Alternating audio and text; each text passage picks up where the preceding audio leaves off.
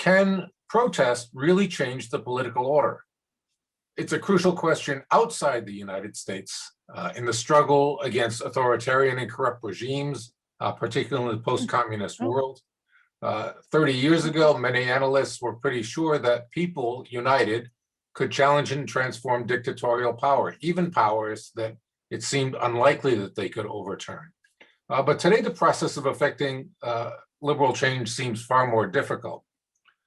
Three Holy Cross faculty who animated that original discussion, Cynthia Hooper, Erina Megowan, and Nina Barzachka, with affiliations in history and political science, Russian and Eastern European studies program, are here to help us understand the recent daring protests in Russia, Belarus, and Bulgaria, how people trying to speak truth to power, and how elites are responding to that. They'll also look at the role of US protests in inspiring both those participating in the demonstrations and those in the government, the ways the governments have tried to deal with those protests and shut them down. Nina Barzachka is assistant professor in the Department of Politics, specializing in the comparative politics of Europe. She examines how parties and protest movements use a combination of electoral and extra-institutional strategies to pursue their goals. Her article, "To Resign or Not to Resign, Why Incumbents Ignore Peaceful Mass Protests," was published in 2020 in Europe Asian Studies. She's recently co-authored an article about Bulgaria's anti-corruption protests for the Washington Post's The Monkey Cage. Cynthia Hooper is associate professor in the history department and advisor to the Russian and East European Studies program. Her work on contemporary Russian media strategies has appeared in publications including the Washington Post, the Moscow Times, Business Insider, Newsweek, and the Chicago Tribune, and she's currently completing a book on the Soviet-era Great Terror. She's also with Professor Laurel Semley, heading up the college's COVID Chronicles project. Was recently featured in a really marvelous piece on NPR, and she urges all of you to go to covidchronicles.holycross.edu to submit an image and reflection on this past year for part of that process of gathering our lived history. Erina Megowan is visiting assistant professor in European history at the college, a historian of the Soviet Union who specializes in the social and cultural history of World War II. She's currently working on a book manuscript explaining the Soviet creative intelligentsia's role in waging total war. Her article, "Writers Live Only in Moscow and Leningrad? Navigating Social, Spatial, and Cultural Hierarchies 1941 to 1945, is forthcoming in Kritika, Explorations in Russian and Eurasian History." So welcome all. We agreed, I think, that Cynthia would start since she's got the, she's representing the Great Bear of Russia in all of this, and we will start with that perspective. Welcome. Well, hi, everybody, and thank you so much for having me. I really appreciate the timeliness of this topic of protest in all its complexity, because I really think that when we look back on this past year, questions of protest are always going to be sort of associated with it. I don't have too much time in these introductory remarks, but I did want to emphasize before starting out that in discussing protest, it's extremely important to keep in mind that this is not a word with a singular uniform definition. We always have to think about how we're evaluating protest and who is evaluating protest, and how is anyone allowed to make these determinations about like what kind of protest is good and what kind is bad. In the United States, I think that many of us have collectively been inclined to talk about protest, certainly when it happens outside our own national borders, as a good thing and as a fundamentally democratic phenomenon. I mean, we are, after all, a country that's grounded in a myth of revolution. And so I think many of us have kind of unconsciously absorbed certain ideas about political change that are related to this national origin myth. And one of those ideas is that ordinary people have political power and that they should be able to determine their own political order, either through the ballot box, or if that fails, then through some kind of rebellion. So in the spirit of Enlightenment thinkers like John Locke, we often argue that it is the right, even the duty of a people to overthrow a government that acts against their interests or in some way oppresses them. Now, this may sound really good. I would just point out that this principle becomes more complicated when, like, say today, your own society is divided. And there may be some groups who believe in your government's legitimacy and others that do not, right? And that can lead to tensions. So we tend to have, as a country, I would say, the two big assumptions about protest. And that is one, that the power of the people is almost always an inherently good and noble force. And we've had to challenge this in recent months. And then the second one is that this good and noble force, when it rises up against dictatorial or authoritarian power, will inevitably win. Western journalists, and I just want to share. Western journalists and political analysts often talk about regime change as something that originates from below. And historical events like this one here, the fall of the Berlin Wall in 1989, are frequently remembered, at least in the United States, as triumphant moments when ordinary people threw off their chains and succeeded in peacefully toppling unjust regime. In this interpretation, popular demands for greater individual freedoms were able to resulted in acts of resistance. They led to forms of underground political organization, especially in Germany and Poland. And these ultimately led to the collapse of communism across Eastern Europe and eventually the Soviet Union. There is, however, a counterexample. Tom just mentioned that in his comments. A counterexample to these so-called Velvet Revolutions of 1989, and that's the June 4th, 1989 crackdown on student demonstrators in China's Tiananmen Square. China's leaders sent in tanks to clear the square of predominantly student protesters who've been gathering there since April, asking for a series of political reforms. The government ruthlessly cracked down on student activists involved in the movement. And even today, Chinese internet censors block any discussion of the event from appearing online and remove anything that might suggest criticism of government policy. At the time, in 1989, US analysts predicted that China's crackdown on protests would be only temporary. They were proven wrong, but nevertheless, when dealing with regimes we consider to be oppressive or undemocratic, we meaning Western US journalists, academics, and politicians, have frequently celebrated any sign of popular unrest and anticipated that this protest would inevitably grow and prompt significant political change. And in this, we've frequently been disappointed. Now, right now, Russia is a key case in point. Today, US journalists are describing the situation in Russia very much as they talked about China in 1989. In other words, Russia is a repressive place that must very soon give way to liberalization and more of what we would consider democratic change. In fact, there's been a whole school of thought arguing that 2020 has left Putin extremely weak. He seemed like really afraid of the coronavirus. He's been absent for public view for a lot of the past year. He seemed to lose his kind of iron grip on media coverage. And over the course of 2020 and early 2021, like news leaked out about an illegitimate daughter that he conceived with a maid while he was still married. And above all, there have been pervasive rumors circulating that he's very ill, either with cancer or Parkinson's, and that he might soon resign.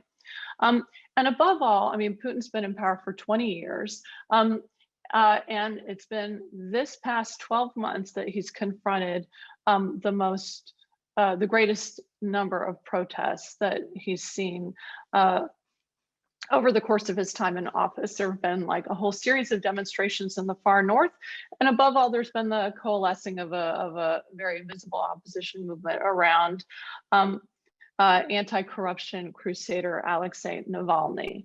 Now, for those of you who don't know, Navalny is a leading political opponent of Putin who made international headlines when he was poisoned with a military-grade nerve agent in the Siberian city of Tomsk back in August. He was flown to Germany for months of medical treatment, and it was there that he really solidified his global reputation as an advocate for political change in Russia and for the necessity, the moral necessity of political change. He did this above all by utilizing the internet and demonstrating how, which is an example of just how critical information and information management and information manipulation are going to be to all future political contests. Navalny's use of the internet has been like very dramatic, very much like a thorn in the side of Russian established authorities. Almost as soon as he could walk, like relearn how to walk because his Novichok poisoning had been so severe, he began to help with an investigation into his poisoning that ultimately implicated Russia's security services and thus by extension Putin.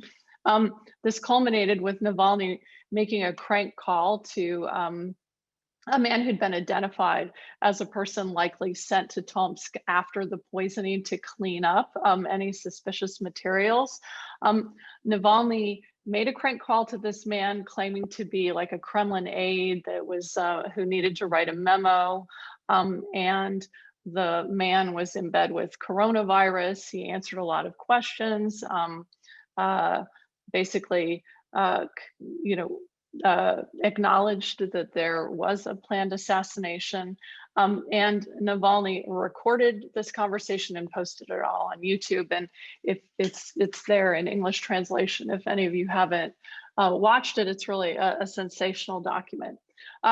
This wasn't enough. A few weeks later, he again used the internet to post a 2-hour-long expose into what he claimed was a secret palace that Putin had built on the Black Sea. This video has been viewed over 115 million times. It involved really kind of novel investigative techniques, including sending, a 3-person camera crew on a boat into the middle of the Black Sea, from which they flew drones that were carrying cameras, and they used these drones to get these pictures of the estate and the surrounding complex. And this kind of like alternative journalism has resulted in two things that Putin doesn't like very much, and that is attention above all. But many of us already knew or suspected that Putin was corrupt, and many Russians knew or suspected that Putin is corrupt. But one of the things that Putin seems to be most upset about is that this palace video has triggered a lot of mockery. And as you can see by the cartoon here. But I have to say, in terms of evaluating the strength or weakness of an authoritarian regime, even humor is itself like a debated issue. Some people would say that humor represents, or sarcasm, right? Like political irony reflects a loss of legitimacy on the part of those leaders or elites who are being poked fun of, but others, and particularly people who've studied like the late Soviet period, suggest that as often as not, like political humor can reflect a kind of ironic acceptance on the part of viewers, right? We can sort of makes it easier to go along with a regime when we can laugh at it. But in any case, when Navalny returned to Moscow on January 23rd, after months of treatment in Germany, he was arrested, and his arrest generated several waves of protests. These protests were advertised online, especially among young people who were using services like Instagram, Telegram, and TikTok. And these young people were often like very creative. Like this young woman, for instance, put out TikTok videos encouraging her viewers to pretend to be foreigners if they were approached by the police. And she was actually even like trying to teach her viewers like English language phrases to use, like "you are violating my human rights," in case they were questioned.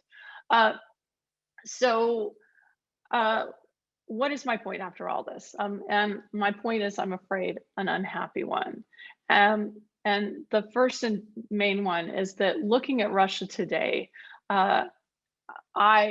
I'm happy to be persuaded otherwise, but I'm forced to conclude that the power of the people, even the power of morality, is not as strong as we in the West like to think it is. When Navalny was returning to Russia from Germany, the language in our US press was that Putin was scared. Navalny himself always tells his supporters that they have power, that the one thing the Russian government really dreads is people taking to the streets. And to be honest, the Russian authorities did act in very dramatic ways to squelch demonstrations. They, for instance, when Navalny was flying from Germany to Moscow, they diverted his plane at the last minute from one airport to another. Not even the pilot knew ahead of time, in order to prevent protests at the airport where he was landing. They also, on the day a big demonstration was called after Navalny's arrest, they shut down the Moscow metro for the first time since World War II. But one could make the argument that these methods weren't as much about fear, like taken because regime leaders were afraid, as much as they were taken because regime leaders desired to demonstrate total power, right? They wanted to signal that the state was strong enough to simply dispense of a major political opponent and get protesters off the street. So I think the key lesson here is that repression can work, particularly if elites show solidarity. And what's really remarkable about Russia right now is the high degree of solidarity that's being shown among the billionaire class and especially among the security services. Second, the internet is a very interesting force that does seem to have the ability to foster criticism, at least in a place like Russia, where Western platforms like YouTube and Twitter are not firewalled as they are in China. But social media also has shortcomings, and it can also be colonized by supporters of Putin. And so in the days of the protests in Russia, Russian language Twitter was also full of videos like this one, where workers, or at least people claiming to be workers in the town of Yekaterinburg, turned out to advocate their support for Putin. So I'll just play this for a second.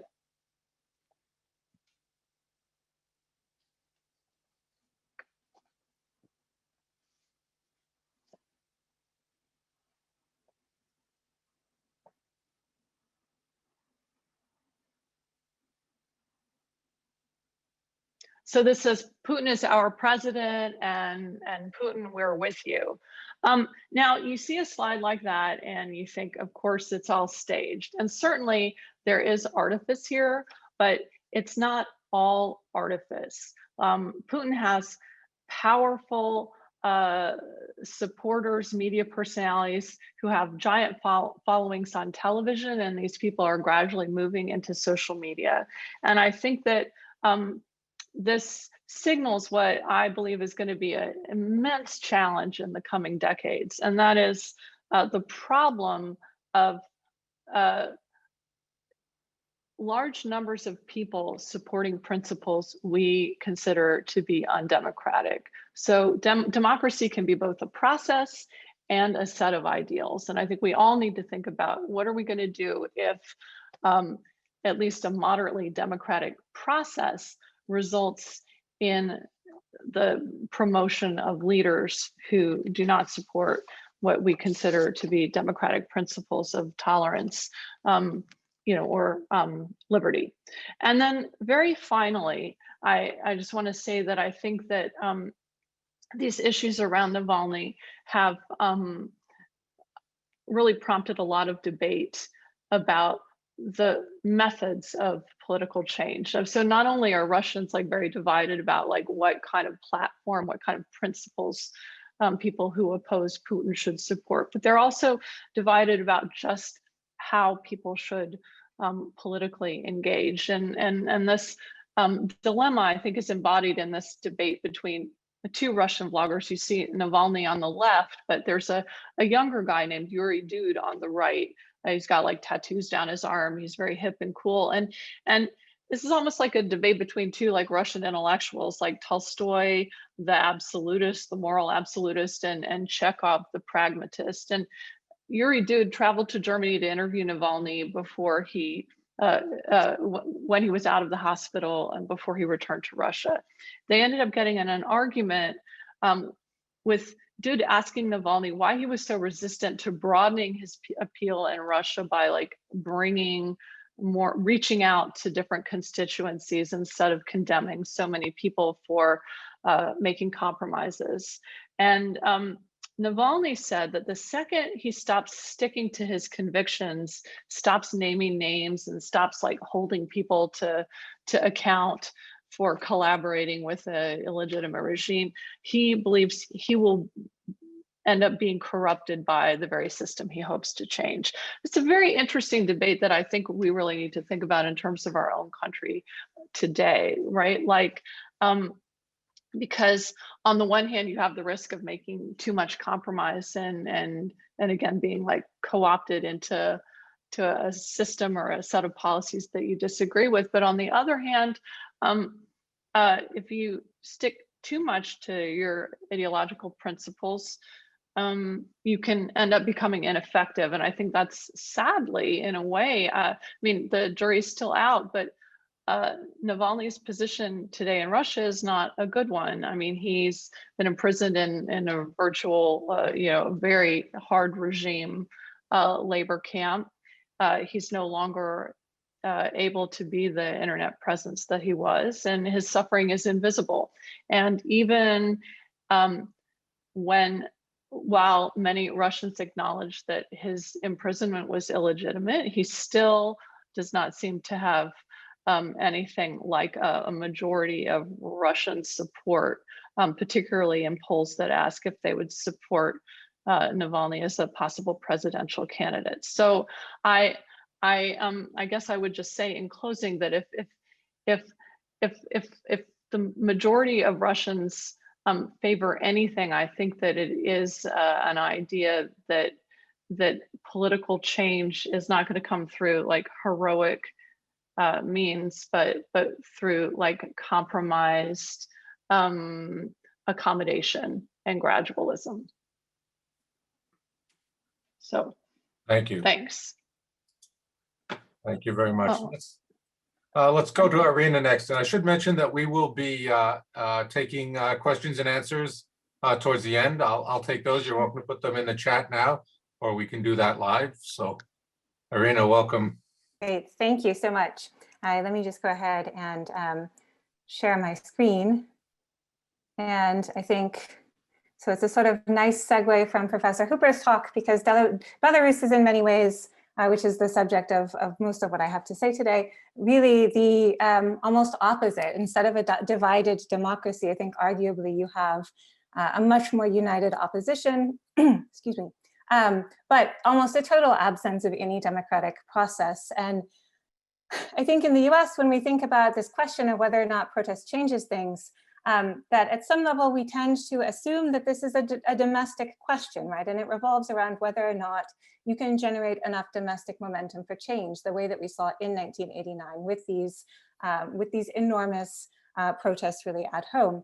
And I think that may be true in some cases, but one of the things that's interesting about Eastern Europe is the reality that huge influence is exerted by outside powers, Russia in particular to the east, but also the influence that the United States and the EU have from the West, and the ways that these can really shape the conditions in which protests take place and also influence their outcomes. So I just wanted to say a few things leading up to the really astonishing wave of protests that we saw breaking out in Belarus last summer, in the summer of 2020, and then talk a little bit about how the EU and the US and Russia on the other side have influenced those events.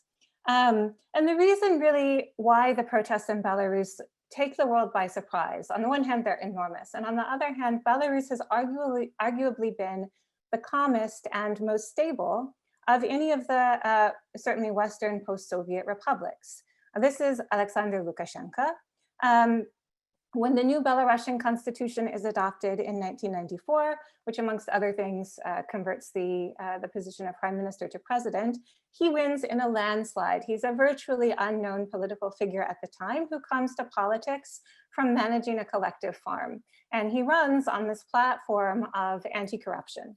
That's kind of his big slogan. And initially, the world reacts to this with a fair amount of support. The first step in a transition for Belarus towards, something along the lines of what Poland and the other Central European countries are doing. And instead, what he turns out to be is really arguably Europe's last dictator, as he comes to be known. The election in 1994, which was widely regarded as free and fair, is the last one that Belarus has had that was characterized as free and fair by international observers since then. So he's been in power for the past 26 years. And he presides over a period which is interesting in the sense that he, in the end, simply latches on to far more elements of the Soviet legacy than Ukraine and Russia did, arguably.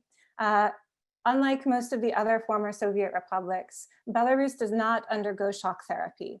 And in fact, it does not undergo large-scale privatization. So the state retains control of about 70% of the economy in Belarus to this day.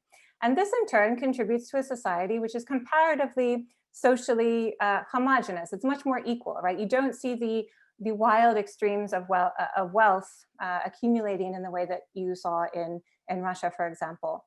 What that also means is that in Belarus, there's far less of a billionaire class, so to speak, of a magnet class who can exert some kind of real opposition to Lukashenko. And it makes it a lot easier because the private sector is so small. It makes it easier for the state to observe, whose business is getting big, right? And take any steps if they would like to sort of cut in on that. But the flip side of that for the average Belarusian is more stability than a lot of its neighbors were experiencing in the 1990s. So the crime rates in Belarus are high in the 1990s, but they aren't as dramatically high as they are in Russia. And the life expectancy remains consistently higher in Belarus than it does in Russia and even in Ukraine. Crime is also, again, it's high in the 1990s, but it goes down markedly in the 2000s. By the 2010s, Minsk is actually rated as a very, very safe city, not at all a bad place to be a foreign tourist.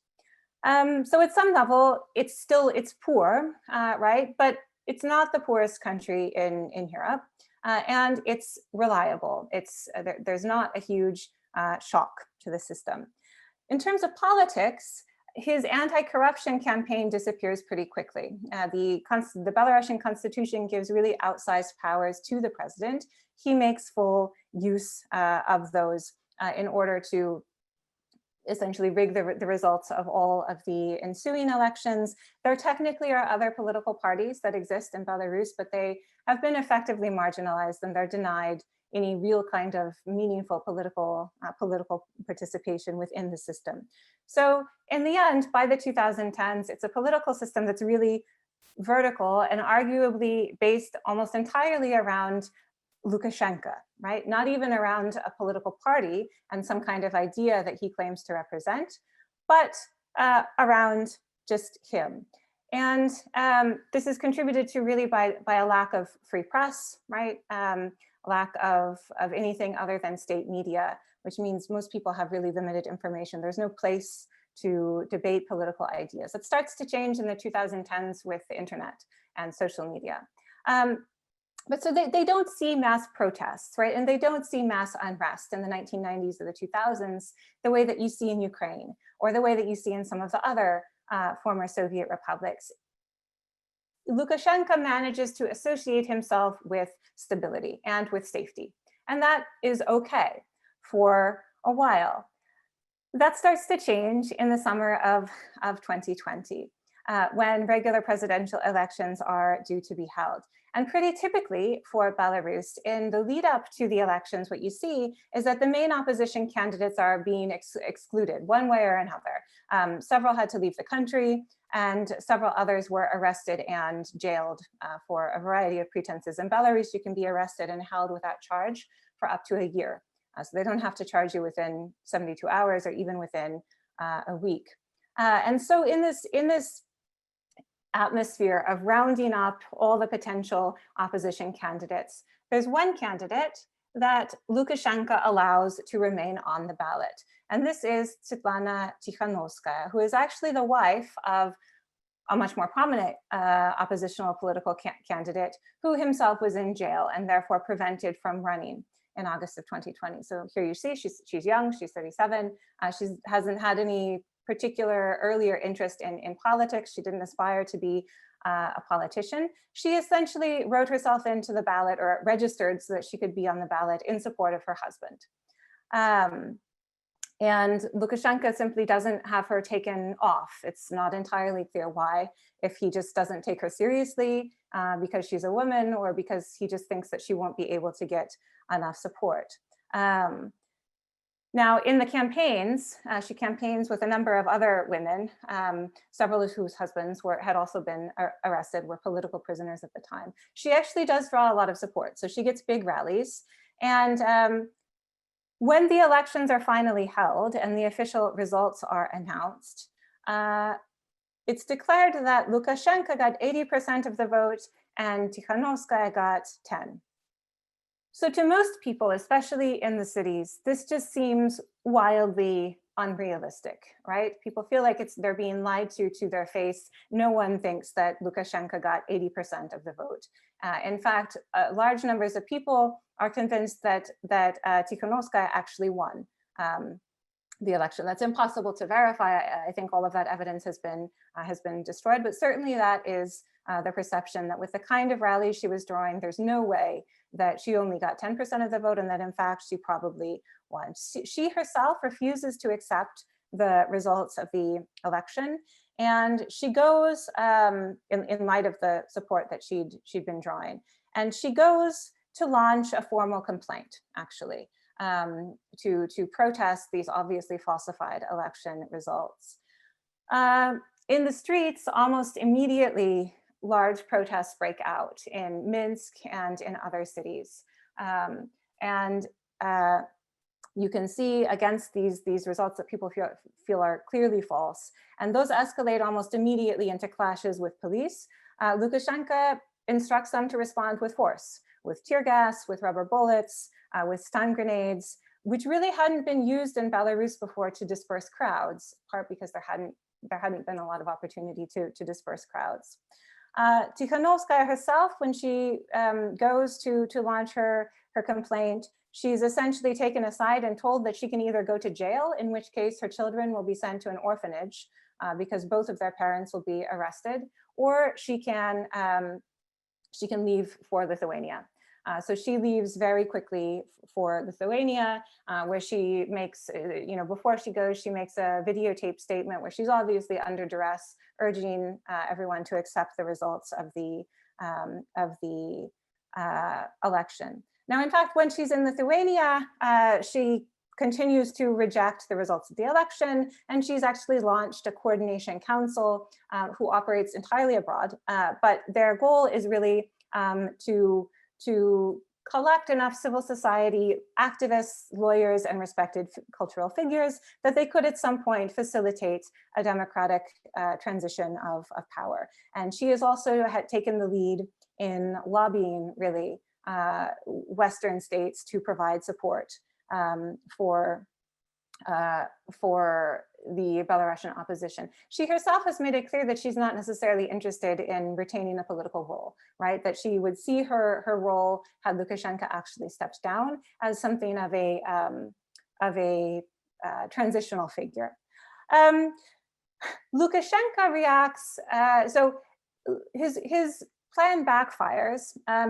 His instructions for an overwhelming mass show of force, which is clearly intended to deter anyone from continuing to protest, has instead the opposite effect. He makes no concessions. There's no talk about giving the protesters anything that they might have wanted.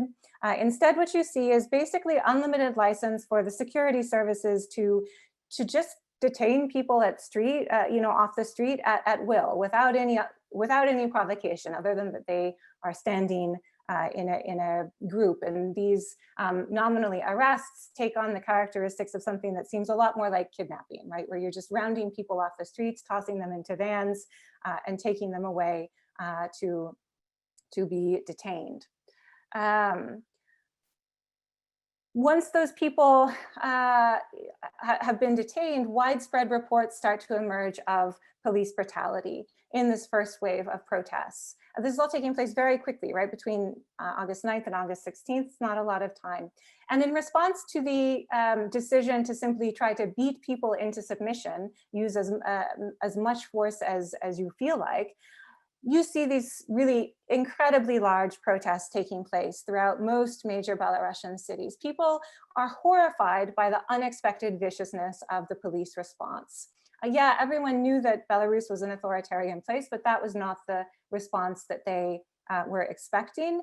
The continued protests are driven by the images and stories which circulate very widely on social media of people who've been released from these detention centers with really severe injuries, extensive bruising all over their bodies. It's violence that's clearly gratuitous, right? And there are plenty of allegations of deliberate torture that emerge over the next couple of months. But these also have interesting demographics. As the protests continue to grow, they don't disperse. So you see here huge numbers of people coming out in Minsk to protest, resurrecting the Belarusian national flag, which was from the short-lived independent Belarus Republic in 1918. But quite quickly, you start to see large numbers of women coming onto the street, right? With the assumption being, you're starting to see young men getting really angry about the violence from the police and kind of calling for revenge. And so women decide to protest in such a way that they are conspicuously peaceful, right? They sort of assume the security forces aren't going to dare to interfere. You see they're wearing white, they're holding flowers, they're holding hands. And they're sort of tapping into traditional gender stereotypes that the police aren't going to beat women. This would be cowardly and socially unacceptable in Belarus. That turns out to not be the case. The police do in fact arrest large numbers of women, and they continue to arrest the men who are with them. Not only do you see women going on protesting, you see workers at state factories also going on strike. This is critical for Lukashenko. Traditionally, these have been bastions of state support, and these are what the economy rests on, right? 70% of the economy is a lot of these state factories. If they all stop working, it's bad news. And perhaps most surprisingly, you start to see, in light of the clear violence, you start to see defection at the state level. Prominent athletes, cultural figures, and members of state media who are all coming out to condemn Lukashenko. And the protests escalate until they're in the hundreds of thousands of people and their primary demand is for Lukashenko to step down. Lukashenko responds not only with violence, but also with a really extraordinarily severe legal crackdown in which he mobilizes the Belarusian civil code, and some new laws are passed to essentially be able to arrest and convict people for anything, right? For insulting the president, that you can be arrested and actually get jail time for. And Belarusian jail sentences tend to be very long, right? 10, 15, even 25 years. Same thing happens to anyone who accepts foreign money, right? Perhaps from the Belarusian diaspora. That's essentially been made equivalent with terrorism, and you can be punished for that as well. All right, so here's another image. The protest lasts all the way into the fall. They continue to draw these extraordinary numbers of people. And here you can see that, you know, there are hundreds and hundreds of these kinds of images circulating on social media, right? People are clearly being beaten. Essentially, you know, the allegation is for the entertainment of the security forces who are detaining them. But Lukashenko does not step down. And so by the end of the year, what you're looking at is this situation in which he's refusing to go anywhere. And now you're, you know, whether or not the Lukashenko regime stays up or is somehow collapses is probably going to depend on what happens outside of Belarus. So here you can see Tikhanovskaya lobbying Angela Merkel for her support. The opposition assumes that it will get support in the West, actually, that these are their natural sort of supporters. If you know, there are other images from the protests in which there are large numbers of people carrying signs that are in English. They're clearly hoping to attract Western attention. Lithuania provides asylum for Tikhanovskaya. Poland opens its borders, but the reality is that attention and support from the West is in other ways very mediocre and lukewarm. There's not a lot of appetite for anything beyond what are really pretty mild sanctions on limited numbers of officials and industries in Belarus. The leaders of the European Union limit themselves, initially at least, to noting that Belarusian voters expect to have their votes counted, right? So there's no real firm reaction from the European Union, and to this day, it's not clear that that sanctions regime is going to actually develop teeth. The United States also issues a variety of statements that condemn violence and urge Lukashenko to observe peaceful protesters' rights to protest, but really nothing else. On the other hand, if you look at what's going on in the East, Belarus is critically important to Russia. It's arguably, you know, Russia is fundamentally unwilling to have unfriendly countries on its borders. There's a large amount of cultural overlap. And for Belarus, they can't afford to really lose Russia, right? About 50% of their economy is exports to Russia. So they need to have Russia as a friend. So Putin is very closely observing affairs from the beginning. And as early as August, he's offering Lukashenko support, military support, if he would like to have it. Can see, not just to be nice, right? There's actually plenty of evidence that Putin doesn't like Lukashenko that much, but he certainly, you know, views Lukashenko as a better option for Russia than Tikhanovskaya. So at some level, he's trying to leverage the uncertainty that's inherent in the Belarusian situation right now to until he can figure out what is Russia's best option. Is Russia's best option to continue to support Lukashenko, or is it to try and find some other candidate to support? And in fact, he clearly doesn't want to openly alienate large numbers of Belarusians. These aren't anti-Russia protests in the same way that the Ukrainian protests of 2014 were. And I don't think that Putin wants to provoke that kind of a debate, but he also definitely doesn't want Tikhanovskaya. So this is the situation in which essentially the security forces in Belarus and Russia, both with military and economic aid, are propping up the Lukashenko regime. And I know I'm getting low on time, so I'll just sort of wind down by pointing out these are images of the joint Belarusian and Russian military exercises that are being renewed actually in the aftermath of the protests. So in terms of this question, the essential question of the panel, does you know, can protest force change?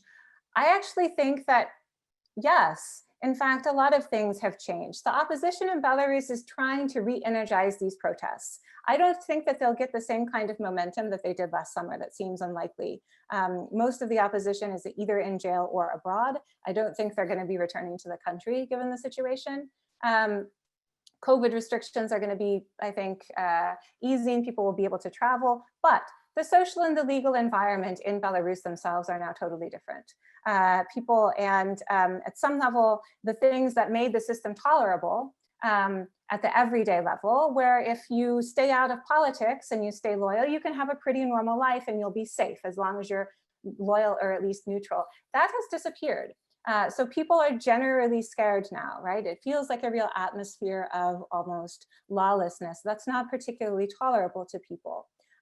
Lukashenko is just banking on total repression. There's also been extraordinary political mobilization around the country. In one recent survey, close to 60% of Belarusians now said that they are vastly more interested in politics than they had been before. Their views of the protests are diverse. It doesn't mean that there's agreement, right, on what they want, but they're paying way more attention. And I think for the future, that's an important thing. And finally, there's also a generational shift, right, in which there's simply a younger generation who's no longer willing to accept Lukashenko's bargains. They expect to be able to vote, and they take that as essentially a given.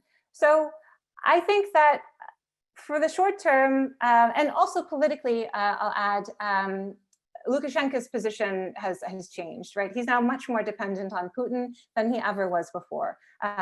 He has always tried to preserve some sort of space for Belarus as an independent power. He's really not able to do that in the same way. So I think he's won for the short term. Unless the security services defect en masse tomorrow, or the economy just completely collapses, I think he's going to stay in power for at least the next couple of years. But I think that the situation is much more brittle, right? That is a change that these protests have forced to the service. And so at some level, it's a much more combustible, uncertain, and unpredictable future, say a year out from now, than anyone would have imagined last March.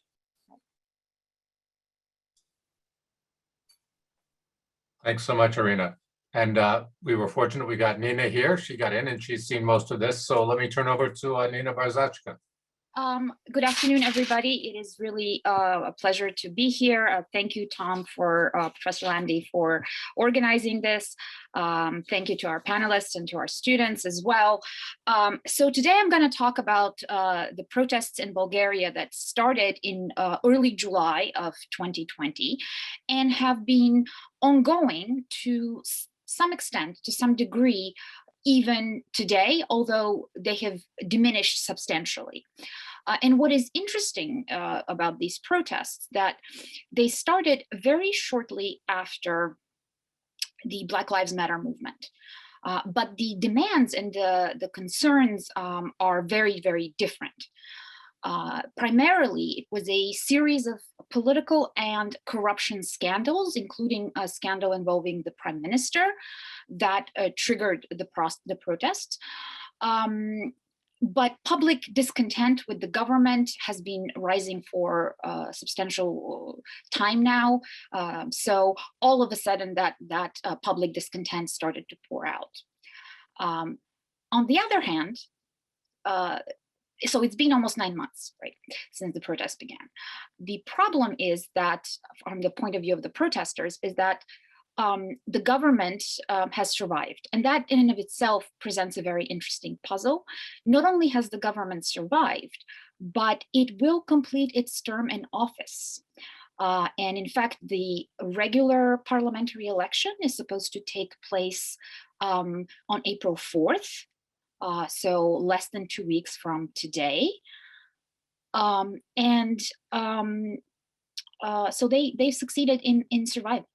And what is interesting, currently the government consists of a center-right party, pro-European, pro-Western, called GERB, and led by the Prime Minister Boyko Borisov, as well as a group of far-right nationalist parties that are his coalition partners. So for Borisov, this is his third term in office. He has previously led a minority coalition Before that, another coalitional government, and after that, another coalitional government. And those last times, those 2 times before, he actually stepped down early, resigned. And his first term in office ended prematurely. He resigned in response to mass public protests. So the fact that he is now staying in power and has succeeded and is going to complete his term in office is very interesting, because he is making a decision that is very different from a decision that that he had made in the past, despite all of the corruption allegations, and the government is not popular. Initially, Bulgaria handled the COVID pandemic very well for the first 2 months of the pandemic or so, but since then numbers have increased. There have been several lockdowns. Right, there's a current spike in both cases and deaths right now.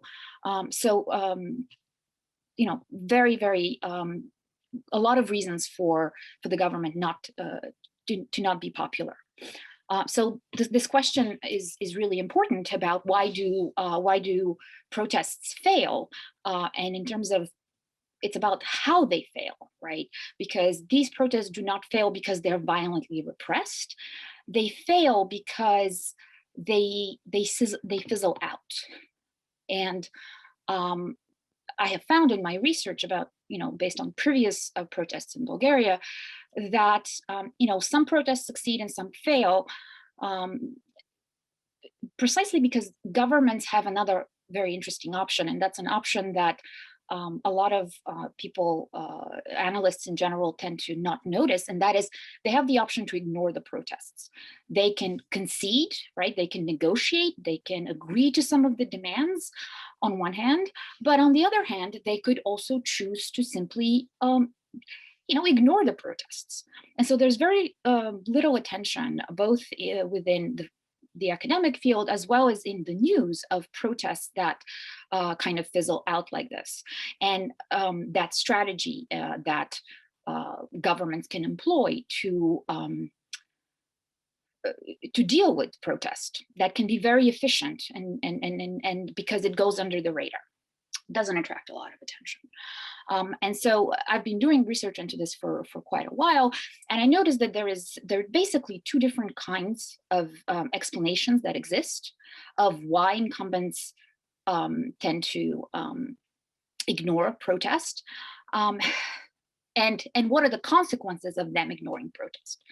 And so some scholars have argued that if you ignore protest, and if you do it in a way that is condescending and demeaning to the protesters, that is actually going to encourage mobilization. The problem, and this has been shown in the case of protest in Egypt in the late Mubarak era, for instance. On the other hand, there are other scholars who study Hong Kong and who say, actually, governments can employ this neglect and ignoring as a deliberate strategy. And by this way, they would have the government, they put the burden on the protesters to continue to mobilize and mobilize and mobilize and mobilize. And sustaining high levels of mobilization is actually pretty difficult for a prolonged period of time. We know this from in sociology and political science, the literature and protest movements, there are protest cycles. And governments can use that. They can wear the other side out by attrition, essentially. And what I found out, both in this current case of Bulgaria, and we had another prolonged set of protests, 2013, 2014, that also fizzled out, but we had an incumbent from a different political party. So it's not, this has nothing to do with party affiliation, I find. It has to do with the strategy of the government, but the strategy of the government is such that it responds to the strategies of the protesters. And so what I have found is that, and I think this explains the situation in Bulgaria today, is that office holders will ignore peaceful demonstrations, and this only applies to democracies, right? They would ignore peaceful demonstrations if the protest movement is very diverse. And if the protest movement is only relying on an electoral, on an extra-institutional protest mobilization strategy and does not have a real electoral strategy, in other words, that the protest movement is not able to organize as a political party or affiliate with existing political parties that are willing to run an election, but not only run an election, but actually be able to come to office and actually be able to form government and present a viable political alternative. And so that was the situation in Bulgaria in a nutshell. The protest movement was extremely diverse. It included some smaller political parties. It included environmental organizations, groups from the different kinds of civic groups, some influential intellectuals, as well as, again, women were very prominent. I think this time there was an organization of the mothers of children with disabilities who have been one of the most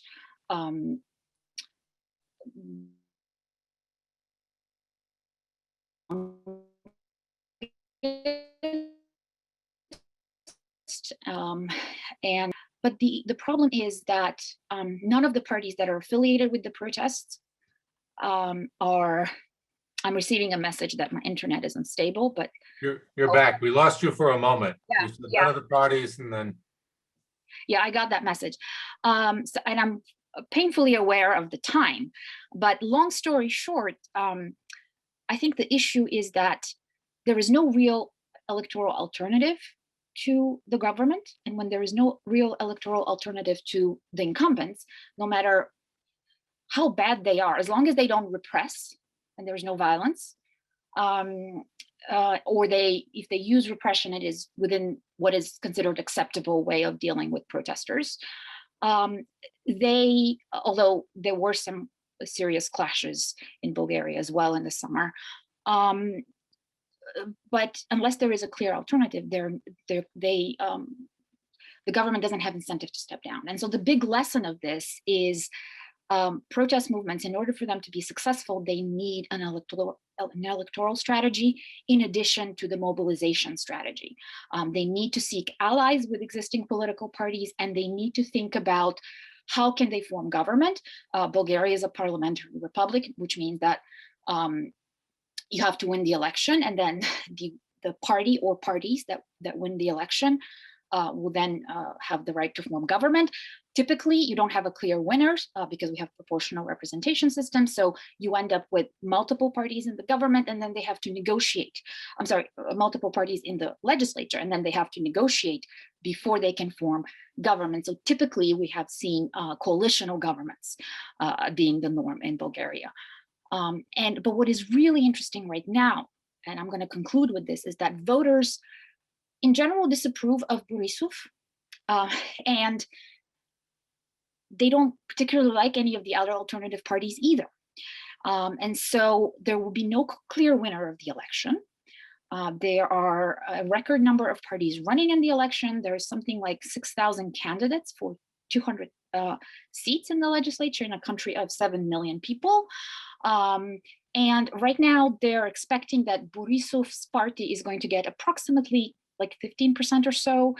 But that's not enough to give him a majority to form government. But the other parties are also very fragmented. So what is expected is another very fragmented legislature with potentially 7 different political parties. Currently, there are 5, and a stalemate. Essentially, it's really difficult to predict who is going to win.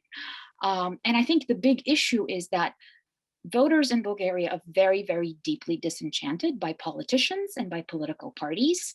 And this is very different from how things were back in, in the late 1989 and in the early 1990s, where there were the movement that brought democratization was clearly pursuing an electoral strategy as well, where in this case, we see more and more protest movements that are deliberately foregoing the electoral strategy, and they are arguing publicly. Some of them are and some of them are not, but in general, there is this trend towards viewing parties as corrupt, as unresponsive to voter demands, and as something that you need to do away with. And I think some of the influence that has come, we see this in the aftermath of the Occupy movements. You see, but again, there's substantial variation from country to country. So in some cases, you do see movements that adopt a party strategy and become parties, notably in Spain. In Bulgaria, there is a really long,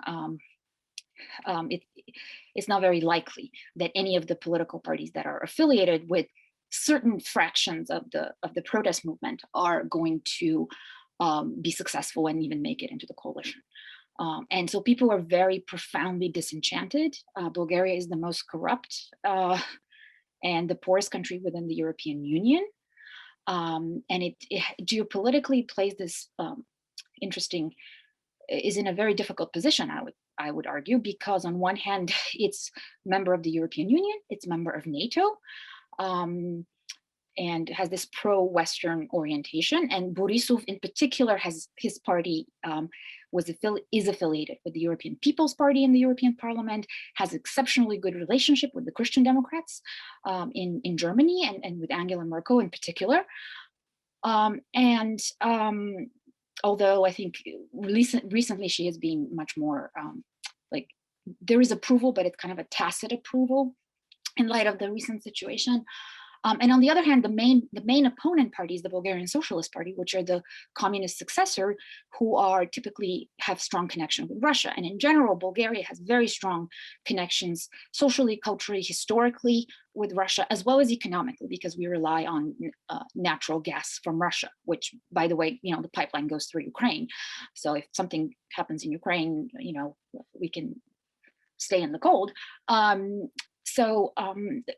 Geopolitically, it's a very, very difficult situation. And to make things even more difficult, Bulgaria has a substantial ethnic Turkish minority of about 10% of the populations are ethnic Turks.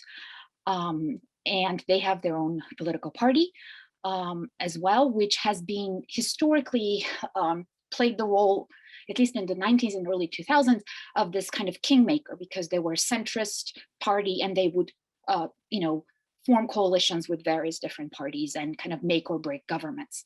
That as well is not viewed very well by the vast majority of the voters. And there are all these new actors that are appearing. So for instance, there is one of the parties that is expected to do really well is a party organized by, created very recently by a very popular talk show host who has no background in politics, or at least very limited background in politics. But he's just popular because people have seen him on TV for the last, 30 years. So it's really, people are disenchanted with the political process as a whole. And in part, they have very good reasons to be disenchanted because there's economic stagnation. But on the other hand, what is the alternative? And I don't think there is an alternative to political parties, in part because, the alternative would be, how do we improve the linkage between political parties and voters? How do we make parties much more responsive to the demands of the voters, as opposed to how do we, we can't just get rid of political parties. How do you have a representative democracy without political parties? So it's not about whether we go parties or no parties. I think that the issue is what kind of parties do we need, and what strategies do social movements need to employ, both, because both the extra-institutional and the electoral strategy are viable strategies. But in order to be successful, a social movement needs to use both of those strategies, both of these avenues. And then I'll stop here. Thank you, Nina and Cynthia and Erina.